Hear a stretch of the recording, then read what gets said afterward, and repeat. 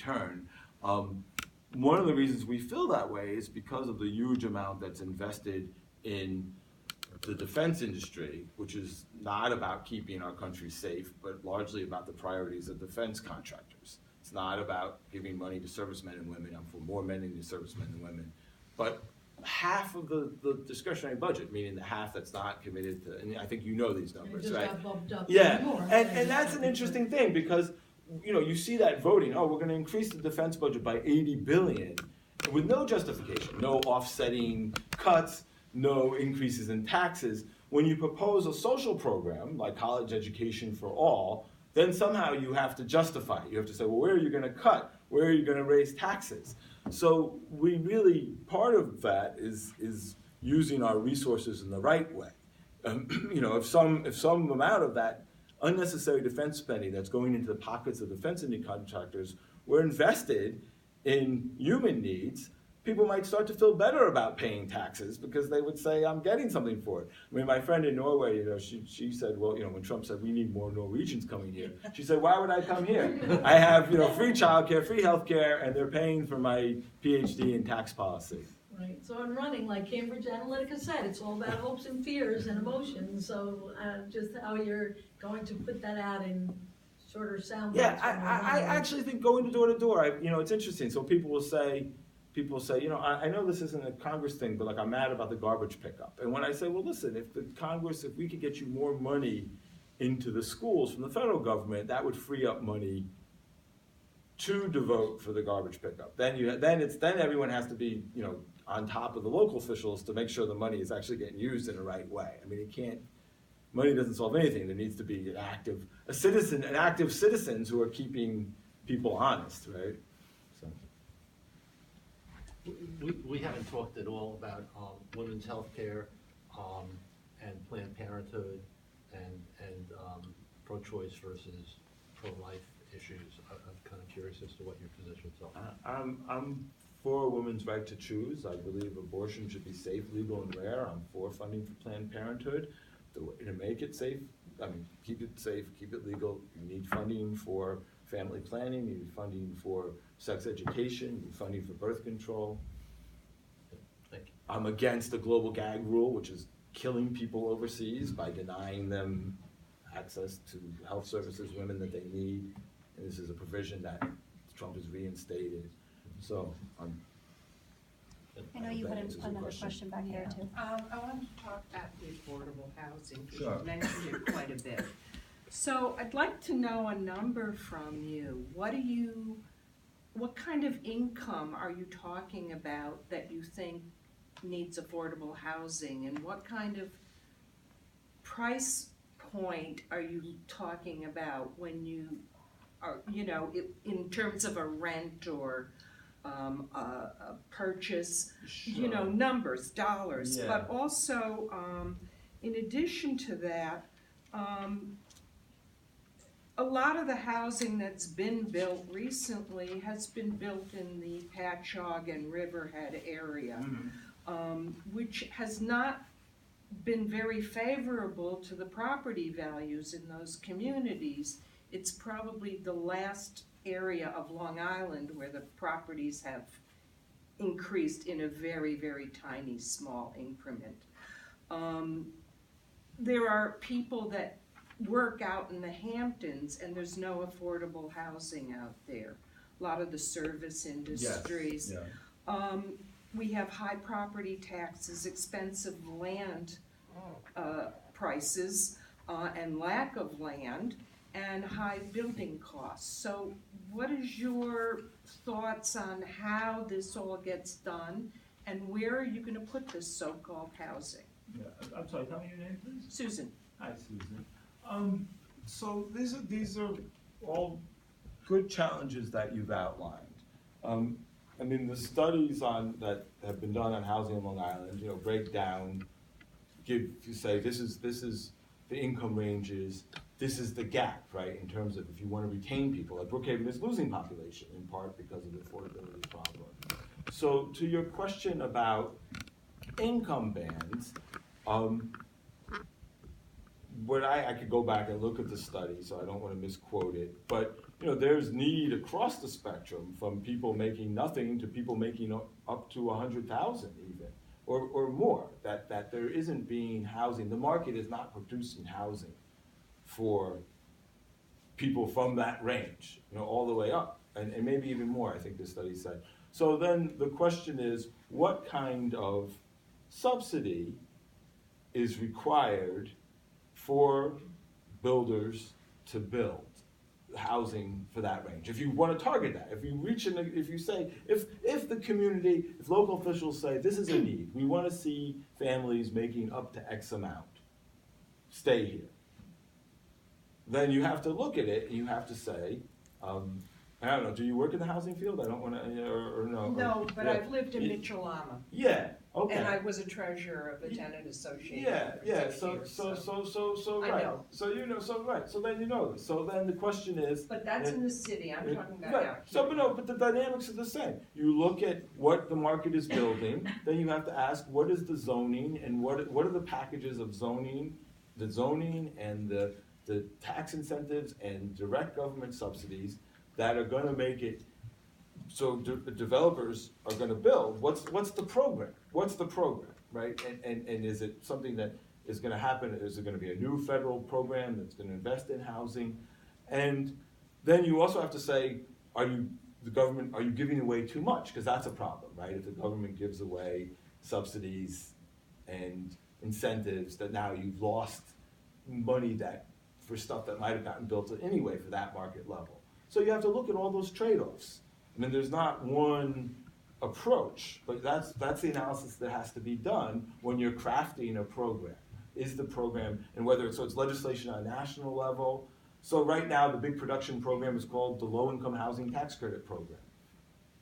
Is that program working as it should? Is it hitting the income bands that we want it to hit here in the district? Does the legislation need to be changed to raise the income targets? If you do that, is it going to continue to produce the housing you need? And then you have to take it back down to the local level on zoning and that discussion. I mean, it's not for me to say, this is where it's going to get built. It's for the community to say, there'd be a discussion about where it's going to get built. And then it's for me to say, on a federal level, can we pass legislation that will facilitate that kind of housing for that income band?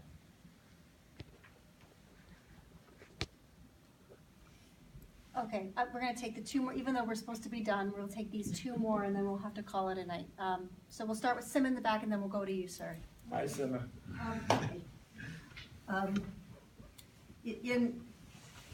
My assumption is that you would be working with the local districts, with their housing districts or with their housing authorities, and helping them. They will be the ones who will be developing the housing pretty much, but you will be the one that will be trying to help finance that, find the financing for it, find the direction for it. Right, or the legislation that works, that will work for them, that will get them the money they need to build what they want to build. Okay, David, have you made a decision, or do you feel you will make a decision as to what kind of, or what your specialty is? Is there a particular program or series of programs that you're going to hone in particularly that will be the thing that marks you as the candidate who's strongly pushing whatever it is? Are you thinking in that direction? The candidate or the congressperson? Well, I think that you're going to need to be the candidate doing that first before you can be the congressperson. Yeah. That's my opinion. So there's not a single program. I mean, what I see is that we have to tackle economic inequality. And there's different ways to do that. Healthcare is part of that. Housing is part of that. Transportation is part of that. They all come together. Immigration reform, these are all things. So there's sort of the big picture. We say we have to tackle economic inequality, and that's where I start from. And then what are the pieces of that? There's all those things relate to that. I mean, housing is something that I have worked in and have particular interest in. So as a member of Congress, that might be something that I try to run with. So I don't know. Does that answer your question? No. No. No, so say it again. Let me try again. Well, I think that your answer was economic inequality. Yeah. I mean, does that? Okay, perhaps. Maybe. I guess what I am saying is that an omnibus, everything is important, is not a very exciting thing to run on. So, And maybe what I am saying to you is there a way you can focus in some direction that will make you a really exciting candidate, that will give people something to talk I mean, about I'm you not about? exciting already? No. What would You're excite you? interesting. You're Well, I'm interesting, but not exciting. All right. What would excite you? Come on, tell me. What would excite you? What would be exciting to you, Well, Summer? Come on. I don't know. I think Look. some real anger, for example, about the way our local governments are responding, or some of them are responding to the immigration crisis situation, might be something that would be very exciting, that people could rally behind you. But what I'm saying is that I think that whoever's going to win this is going to be someone who gets people to rally behind them for one or another cause. Now, none of us want to be a single issue candidate, a voter, nor do we want our candidate to be a single issue candidate. But I think that what we would like is someone that excites something in us. Yeah, I mean, tonight, what I think we're having, we had a kind of more detailed conversation, and sometimes we got into the weeds a little bit on policy. I think, for example, if you watched my speech at the Women's March in Port Jefferson, it's somewhere circulating, I don't know, it's circulating on Facebook. I think you'll see me in a sort of different, a different aspect of my personality, so that's, there's different, I mean, I think there's times to be fiery and there's times to sort of be talking about the details of policy, and that's a congressperson has to do both. We're gonna go, right here, because we're literally gonna get kicked out of here. So, Real quick question about local knowledge. My name is Creighton Wyrick. I worked at Brookhaven National Lab for almost 40 years. What is Brookhaven National Lab? How many people work there and how big is their budget? I should know that. I don't know those numbers. I mean, Okay, it's- I'll ask you another one, ask you another one. Yeah, no, How it's about, the- how wait a about, minute. It's the second biggest. East Quogue, East Quogue, they got a building development going on right there. We built a golf course or a bunch of houses. It's- What do you know about that? Well, One more, sewers in West Hampton. We're building a new sewer system here, and it involves this town and the airport, the airport, you know that one. I do know that one. You need to keep reading the Southampton Press. The Quogue That's all I one have to say. I've talked to too, right? I mean, that's a plan, Yeah. that's been, Robin Long and I have talked about that one. But that's what a lot of people yeah, who come out, yeah, they're gonna talk to you, that- they're gonna wanna know. Fair enough. Brookhaven, I should Okay. know. It is, right, it's the second biggest employer, right, after Stony Brook. Right. I can't remember the exact number, but that's fair enough. Yeah. About 3,000 people, 2,000. A lot of them live this side of William Floyd. yeah, they're all in your district, I would say. For your questions, and thank you, David, for your candor and your time tonight. Thank you so much, thank you. A nice end to our All right. today's interviews. I Wonderful, thank you. Thanks again for Thank you, coming. everyone. I'm pretty sure everyone of our colleagues We don't like to end on that, though. Right, And I was the highest voter in LA. How am I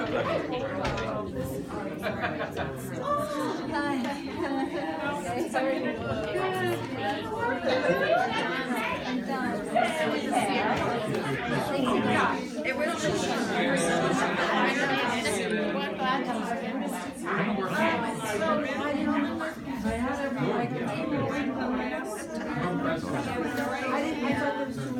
I just had to kid you about local law. I lived in Patchogue years and years ago. There's somebody that might be from Brookhaven National Lab right there. It's fine, it's good, it's good. No, listen, that's I hear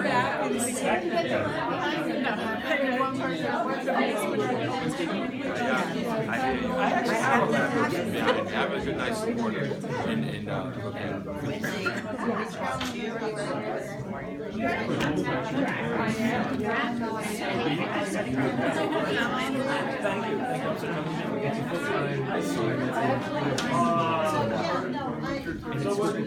Thank you. So, yeah, that is actually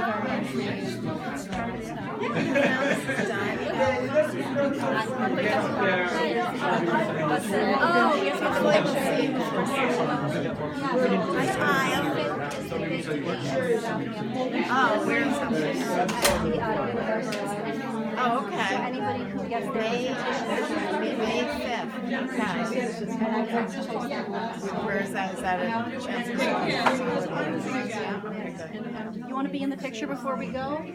You're like, no.